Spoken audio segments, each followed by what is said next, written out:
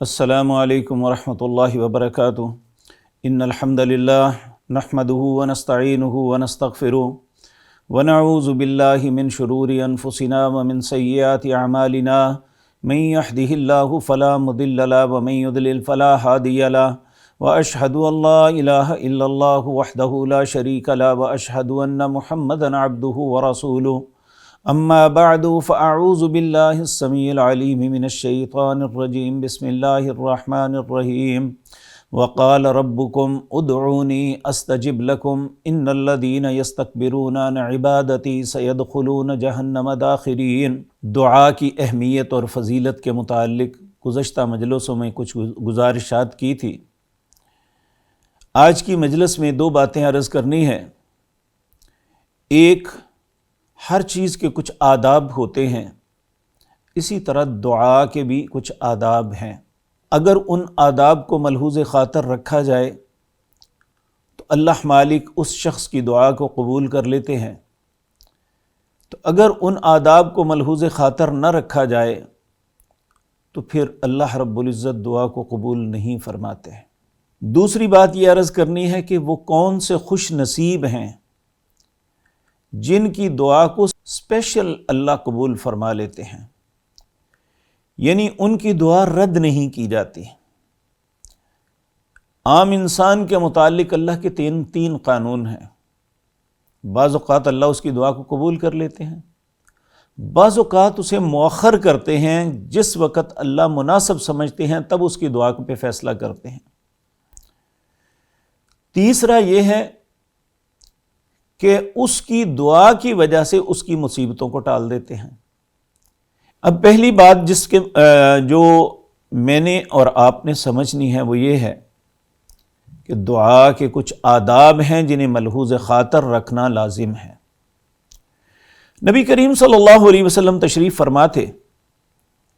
ایک شخص نے نماز پڑھی، نماز کے بعد دعا کرنے لگا، اللہم اغفر لی ورحمنی۔ آپ نے جب اس کی یہ بات کو سنا تو آپ نے فرمایا عجلت ایھا المصلی، اے نمازی تو نے بڑی جلدی کر دی۔ ایک حدیث میں آتا ہے تیری دعا کی طرف دیکھا بھی نہیں اللہ نے۔ لوگوں کو بڑا تعجب ہوا کہ اس نے دیکھیں اللہ سے یہی کہا ہے کہ اللہ مجھے بخش دے، مجھ پہ رحم کر، اے اللہ مجھے عافیت دے، تو آپ نے فرما دیا کہ تیری دعا کی طرف اللہ نے دیکھا بھی نہیں، یا تو نے بہت جلدی کر دی۔ پھر ایک اور موقع آیا، ایک شخص دعا مانگنے لگا تو اس نے پہلے اللہ کی حمد و ثنا بیان کی، تعریف کی، پھر اس نے رسول اللہ صلی اللہ علیہ وسلم کی ذات مطہرہ پر درود پڑھا، پھر اس کے بعد اپنی دعا کا آغاز کیا تو رسول اللہ صلی اللہ علیہ وسلم نے فرمایا یہ وہ شخص ہے جس کی دعا اللہ رد نہیں کریں گے۔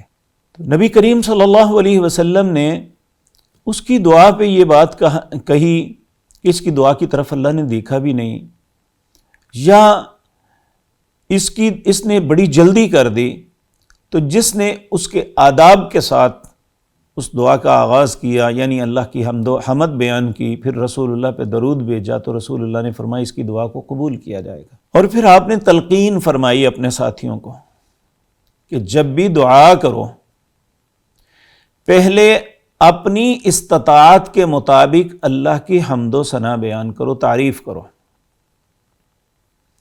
پھر اس کے بعد مجھ پہ درود بھیجو،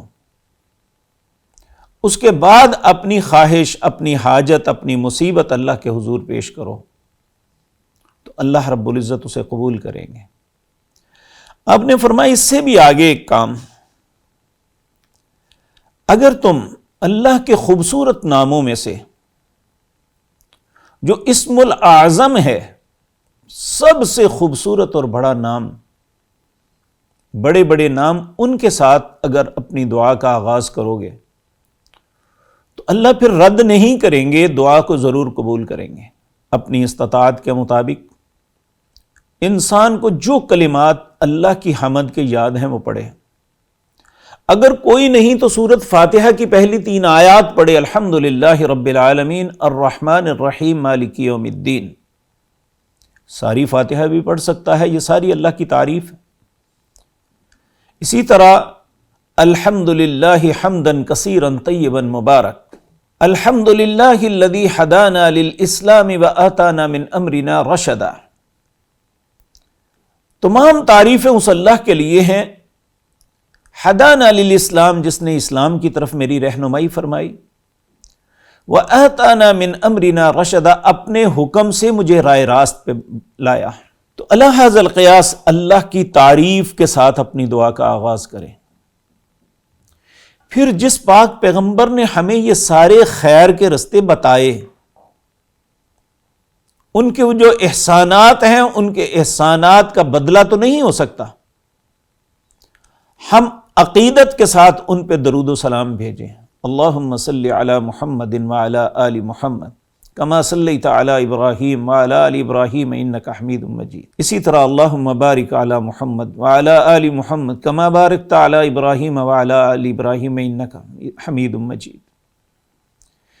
پھر وہ اسم العظم پڑھے، اللہم انی اسألک، اے اللہ میں تجھ سے سوال کرتا ہوں، بِأَنِّي أَشْهَدُ، کہ بے شک میں شہادت دیتا ہوں، أَنَّكَ أَنْتَ لَا إِلَٰهَ إِلَّا أَنْتَ، تیری ذات کے علاوہ میرا کوئی الہ نہیں، صرف تو میرا الہ ہے.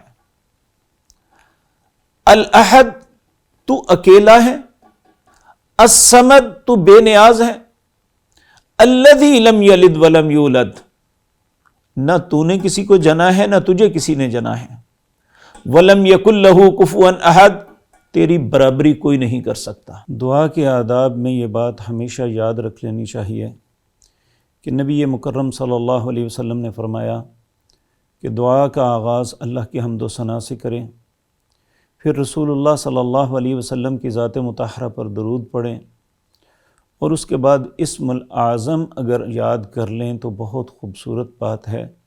پھر اس کے بعد جو دعا کریں اللہ اس کی دعا کو قبول فرماتے ہیں. تو یہ تو دعا کے آداب تھے. اب ان خوش نصیب لوگوں کا تذکرہ عرض کرنے ہیں کہ جن کی دعا اللہ رد نہیں فرماتے، دعا کو قبول کرتے ہیں. ان میں سب سے پہلا حضرت ابو ہریرہ رضی اللہ تعالی عنہ فرماتے ہیں، من سرہ ان یستجیب اللہ لہ عند الشدائد والکرب فلیکثر الدعاء فی الرخاء. جو بندہ یہ چاہتا ہے، اسے اچھا لگتا ہے کہ مصائب اور مشکلات، تکلیف دہ حالات میں اللہ اس کی دعائیں کو قبول کرے، تو اسے چاہیے کہ وہ آسانی اور فراوانی کے دنوں میں بھی اللہ سے دعا مانگے. دعا صرف تکلیف کے وقت نہیں ہے، دعا ایک عبادت ہے، اسے ہر حالت میں کرنا چاہیے. تو پہلی بات یہ یاد رکھیں کہ اگر ایک آدمی آسانی کے دنوں میں اللہ سے دعا کرتا ہے تو مصیبت کے دنوں میں اللہ اسے فراموش نہیں فرماتے، اللہ اس کی دعا کو قبول کرتے ہیں. یہ وہ خوش قسمت انسان بن جاتا ہے کہ جس کی دعا کو اللہ رد نہیں فرماتے. اگر ہم بھی چاہتے ہیں کہ ہماری مصیبت، تکلیف، اذیت، بیماری، اس میں اللہ ہماری دعاؤں کو قبول کرے، تو جب ہمیں کچھ نہیں ہے اس وقت بھی اللہ سے دعا مانگتے رہیں. اسی طرح رسول اللہ صلی اللہ علیہ وسلم، امام ترمذی اس حدیث کو لائے ہیں، حضرت ابو ہریرہ اس حدیث کے راوی ہیں. آپ نے فرمایا، نبی کریم صلی اللہ علیہ وسلم نے ارشاد فرمایا، ثلاث دعوات مستجابات، دعوت المظلوم و دعوت المسافر و دعوت الوالد علی الولد. 3 لوگ ایسے ہیں جن کی دعا کو اللہ رد نہیں کرتا. پہلا، دعوت المظلوم. مظلوم جب ظالم کے حق میں بد دعا کرتا ہے، یہ اس کی دعا کو اللہ رد نہیں کرتے. نبی کریم صلی اللہ علیہ وسلم نے ایک مقام پہ فرمایا، اتق دعوت المظلوم، مظلوم کی بد دعا سے بچو، کیونکہ اس کے اور اللہ کے درمیان کوئی پردہ نہیں. اس کی دعا ڈائریکٹ عرش معلیٰ تک جاتی ہے، اور اللہ اس کی دعا پہ حکم فرماتے ہیں کہ میں تیری ضرور مدد کروں گا، مجھے اپنی عزت و جلال کی قسم ہے تیری ضرور مدد کروں گا چاہے کچھ دیر بعد۔ کیوں؟ اللہ ظالم کو مہلت دیتے ہیں، وہ اپنے ظلم کا مداوع کر لے یا معافی طلب کر لے، وگرنہ جب نہیں کرتا تو پھر اللہ وَكَذَلِكَ أَخْذُ رَبِّكَ إِذَا أَخَذَ الْقُرَىٰ وَهِيَ ظَالِمَةٌ إِنَّ أَخْذَهُ عَلِيمٌ شَدِيدٌ، اللہ پھر ظالم کے ظلم پہ جب اسے پکڑتا ہے تو اس کی پکڑ بڑی سخت ہوتی ہے۔ اسی طرح دعوت المسافر، مسافر کی دعا جب وہ سفر کے اندر ہوتا ہے، ہم بدقسمتی سے جس دور سے گزر رہے ہیں، ہم کسی کمرشل گاڑی پہ سفر کریں یا اپنی گاڑی پہ، سفر کے دوران ہم اللہ سے دعائیں کریں، اس کی حمد و ثنا بیان کریں یا اس سے استغفار کریں، بجائے اس بات کے ہم نے گانے، فلمیں، ڈرامے لگائے ہوتے ہیں۔ جب کہ مسافر سفر کی حالت میں دعا مانگے تو اللہ اس کی دعا کو رد نہیں کرتے۔ اسی طرح دعوت الوالدی علی الولد، بیٹے کے یا بیٹی کے حق میں والدین کی دعا اللہ قبول کرتے ہیں۔ والدین عموماً اپنی اولاد کے لیے دوسروں سے التجائیں کرتے ہیں کہ دعا کریں جی میرے بیٹے کے لیے، میری بیٹی کے لیے، جبکہ وہ سب سے زیادہ وہ حق رکھتے ہیں کہ وہ اپنے بیٹے یا بیٹی کے لیے یا اپنی اولاد کے لیے دعا کریں، اللہ ان کی دعا کو رد نہیں کرتے۔ یہ والدین کی دعا، اس کی اہمیت کا اندازہ اس بات سے لگائیں، نبی کریم صلی اللہ علیہ وسلم نے پہلی امتوں میں ایک نیک انسان جس کا نام جریج تھا اس کا تذکرہ کیا۔ ایک دن اس کی ماں کو وہ شہر سے باہر ایک جھونپڑی بنا کے ہمیشہ اس کی اللہ کی عبادت کرتا رہتے تھا۔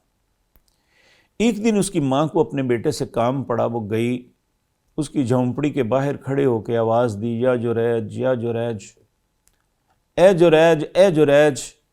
جریج نماز پڑھ رہے تھے، دل میں سوچا ایک طرف اللہ تو ہے، ایک طرف ماں ہے، پھر دل نے خیال کیا کہ اللہ کی بات ہی، اللہ کے ساتھ ہی باتیں کرتا رہوں۔ ماں آوازیں دے دے کے چلی گئی۔ اللہ کی شان دوسری مرتبہ پھر ایسا ہوا، جب تیسری مرتبہ ہوا تو ماں نے غصے کے ساتھ یہ کہہ دیا، جا تو کسی بدکارہ کا منہ دیکھے۔ اس جنگل کے اندر ایک عورت نے ایک ناجائز بچے کو جنم دیا۔ جب لوگوں نے اس سے پوچھا کہ یہ کون ہے، کس کا ہے، تو اس نے الزام لگا کہ کہا یہ جو بڑا ولی بن رہا ہے نا، اس کا ہے بچہ۔ لوگوں نے کوئی تحقیق نہ کی، آؤ دیکھا نہ تھا، اس کی جھونپڑی جلا دی، اسے مارنا شروع کر دیا۔ وہ بیچارہ بار بار پوچھے میرا قصور کیا ہے۔ بالآخر کسی دانا نے کہا بھائی اس کی بات تو سنو۔ اس نے کہا مجھے بتاؤ تو صحیح کیا ہوا ہے۔ تو انہوں نے کہا کہ تو نے فلاں عورت سے بدکاری کی جس کی وجہ سے اس کے ہاں بیٹا پیدا ہوا۔ فوراً ذہن میں خیال آیا کہ میری ماں نے ایسی بات کہی تھی۔ اللہ کے سامنے دل ہی دل میں رو پڑے کہ اللہ تجھے پتہ ہے کہ میں نے یہ غلط کام نہیں کیا، یہاں سے چھٹکارا تیری ذات کے علاوہ مجھے کوئی نہیں دلا سکتی۔ اللہ نے دل میں خیال ڈالا، اس نے کہا اس بچے کو لے کے آؤ۔ کہنے لگے اس سے کیا ہوگا؟ کہنے لگا لے کے تو آیا۔ بچے کو لایا گیا، اس کے سر پہ ہاتھ رکھ کے کہتے ہیں اللہ کے نام پہ یا اس کے حکم سے مجھے بتا تیرا باپ کون ہے۔ یہ وہ جو 3 بچے دنیا میں ماں کی گود میں بولے ان میں ایک یہ تھا۔ اس نے کہا کہ میں فلاں چرواہے کا بیٹا ہوں، تیرا نہیں ہوں۔ پھر لوگوں کو احساس ہوا کہ ہم نے بہت بڑی غلطی کی، ایک نیک انسان کے ساتھ اتنا غلط رویہ۔ تو انہوں نے کہا بھائی اس میں تمہارا قصور نہیں ہے، میری ماں کی بد دعا تھی جو مجھے لگ گئی، اس لیے ماں باپ کی بد دعا سے بچنا چاہیے۔ اسی طرح نبی کریم صلی اللہ علیہ وسلم نے ارشاد فرمایا اتقی دعوت المظلوم فإنها ليس بينها وبين الله حجاب۔ یہ میں پہلے بھی عرض کر چکا، مظلوم کی بد دعا سے بچو کیونکہ اس کے اور اللہ کے درمیان کوئی پردہ نہیں۔ اللہ مظلوم کی دعا کو اسی وقت قبول کر لیتے ہیں۔ اسی طرح کچھ اور خوش نصیب ہیں جن کی دعا کو اللہ ضرور قبول کرتے ہیں۔ نبی کریم صلی اللہ علیہ وسلم نے ارشاد فرمایا सलासतुन ला तुरद्दु दावतुहुम, 3 लोग ऐसे हैं जिनकी दुआ को अल्लाह रद्द नहीं फरमाते। उनमें सबसे पहला अल इमामुल आदिल, अदल करने वाला हुक्मरान, जो अपनी रियाया पे जुल्म नहीं करता, सिर्फ अदल करता है, इंसाफ करता है, मुजरम को उसके जुर्म की सज़ा मिलती है, वो बड़ा हो या छोटा, और अच्छे इंसान को उसकी अच्छाई पे हौसला अफजाई की जाती है। ये अदल है कि जिसका हक है उसे दिया जाए, दूसरे का हक ना मारा जाए। दूसरा वस्साइम, ये दुआ का ताल्लुक रोज़े के साथ बड़ा अहम है। रोज़ेदार हीन युफ्तिरु, जब वो इफ्तार करता है उस वक़्त उसकी दुआ को कबूल किया जाता है। तो इसलिए ये एक बेहतरीन वक्त है हमारे पास रोज़ाना इफ्तारी के वक्त, कि इफ्तारी से पहले, इफ्तार से पहले अल्लाह से दुआएं मांगे, अपनी हाजात के लिए, अपनी औलाद के लिए, अपने वालिदैन के लिए, अपने अजीज़ व अक़ारब के लिए, अपने मुल्क के बसने वाले मुसलमानों दूसरे लोगों के लिए, और ख़ुसूसन अपने मुल्क के अमन व अमान के लिए। अल्लाह इन दुआओं को रद्द नहीं करता। और तीसरा फरमाया व दावतुल मज़लूम, मज़लूम की बद्दुआ यरफ़उहा फ़ौक़ल ग़मामी तुफ़्तहु लहा अबवाबुस समा व यक़ूलु रब्ब अज़्ज़ व जल्ल व इज़्ज़ती लअंसुरन्नका वलौ बअद हीनिन। मज़लूम की बद्दुआ ये बादलों से ऊपर चढ़ जाती है, इसके लिए आसमान के दरवाज़ों को खोल दिया जाता है। व यक़ूलु, और कहते हैं अल्लाह रब्बुल इज़्ज़त, व इज़्ज़ती, मेरी इज़्ज़त की कसम है, लअंसुरन्नका, मैं तेरी ज़रूर मदद करूँगा चाहे कुछ मुद्दत के बाद। तो अल्लाह रब्बुल इज़्ज़त हमें भी तौफ़ीक़ दे। और याद रखें, मैं इल्तिमास करूँगा पाकिस्तान और यहाँ के बल्कि दुनिया भर के हुज्जाज या मोतमरीन जब अल्लाह के घर में जाते हैं तो ये अमूमन दुआ मांगते हुए तस्वीरें खींच के फ़ेसबुक पे लगा देते हैं, इंस्टाग्राम पे लगा देते हैं। दुआ मेरे भाई अल्लाह से है, ये लोगों को दिखाने के लिए अमल नहीं है, ये अल्लाह से करना है। और इंसान और अल्लाह का ताल्लुक़ इंसान के दिल के साथ है। इन तस्वीरों से अल्लाह के यहाँ इंसान मुक़र्रब नहीं बनता, अल्लाह के यहाँ मुक़र्रब उसके हुज़ूर आजिज़ी से बनता है। और आखिरी बात, ये बात हर मुसलमान को याद रख लेनी चाहिए, ये काम हम हर कर सकते हैं। नबी करीम सल्लल्लाहु अलैहि वसल्लम ने फरमाया, दावतुल मर्इल मुस्लिम लि अखीही बिज़हरिल गैबी मुस्तजाबतुन, एक इंसान अपने मुसलमान भाई या बहन उसकी अदम मौजूदगी में उसके लिए दुआ करता है, वो देख नहीं रहा, उसे नहीं पता कि ये मेरे लिए कौन क्या कर रहा है। अगर कोई शख्स अपने मुसलमान भाई या बहन की अदम मौजूदगी में उसके लिए दुआ करता है तो अल्लाह उसके सर के पास एक फ़रिश्ता होता है, जब वो दुआ करता है, अल्लाह मेरा फ़लाँ भाई बीमार है, अल्लाह मेरा फ़लाँ भाई मुसीबत में है, या अल्लाह मेरे मुल्क के फ़लाँ लोग या हमारी फ़ौज, हमारी ये लोग, ए अल्लाह तेरे दीन के लिए, तेरी मिल्लत के लिए लड़ रहे हैं, ए अल्लाह इनकी मदद फरमा। तो वो फ़रिश्ता फ़ौरन कहता है, आमीन, अल्लाह इसकी कबूल फरमा, और ये जो अपने भाई के लिए मांग रहा है, ए अल्लाह इसे भी अता फरमा दे। तो ये वो खुश नसीब लोग हैं जिनकी दुआएं अल्लाह कबूल फरमाते हैं। आइंदा मजलिस में मैं उन लोगों के मुताल्लिक़ कुछ गुजारिशात करूँगा जिनकी दुआ कबूल नहीं, अल्लाह रद्द फरमा देते हैं, नफ़रत से उनकी दुआ को ठुकरा देते हैं। वो कौन लोग हैं? अल्लाह ने ज़िंदगी और तौफ़ीक़ दी तो आइंदा मजलिस में वो अर्ज़ करूँगा। अक़ूलु क़ौली हाज़ा व अस्तग़फ़िरुल्लाह ली व लकुम।